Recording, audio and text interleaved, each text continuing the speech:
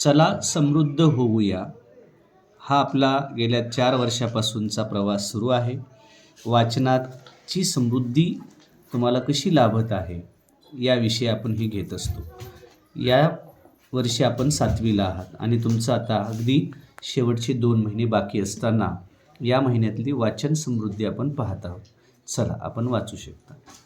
सलाम नमस्ते. शेख मोहम्मदचं एक छोटंसं दुकान होतं. तो वयाची किरकोळीनं विक्री करायचा. दरवर्षी जून महिन्यात मी त्याच्याकडून मोठ्या संख्येनं वह्या विकत घेत असत. आम्ही त्या झोपडपट्टीतील शाळकरी मुलांमध्ये वाटत असू. त्याचं दुकान आमच्या ऑफिसच्या जवळच होतं. दुकानाची जागा भाड्याची होती. शेख मोहम्मद फार संकोची स्वभावाचा होता. तो वह्या आणून आमच्याकडे पोहोचवायचा. आमचा चेक तयार झाला की आम्ही त्याला तसं कळवायचो. मग तो येऊन चेक घेऊन जायचा. एकदा असाच तो आमच्या ऑफिसात आला होता. त्यावेळी आम्ही सर्वजण मिठाई खात होतो. मी शेखच्या हातावर मिठाई ठेवली, पण त्यानं ती खाल्ली नाही. का रे शेख, तुला मधुमेहाचं दुखणं वगैरे आहे काय? नाही मॅडम, खाऊ घरी न्यावा म्हटलं. घरात लहान मुलं आहेत. माझ्यापेक्षा त्यांनाच याची गोडी जास्त. तुला किती मुलं आहेत? मी विचारलं. ती तेवढीशी मिठाई घरी जाऊन पुरली असती की नाही कोणास ठाऊक. मॅडम, मला एक मुलगी आहे. शिवाय माझी भाची पण माझ्याकडेच असते. का बरं? तुझी भाची तुझ्याकडे का असते? माझी बहीण जुबेदा विधवा आहे आणि ती आमच्याकडेच राहते.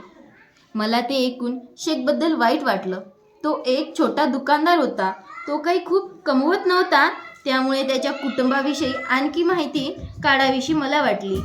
जुबेदा काय करते? ती उत्तम शिवणकाम करते.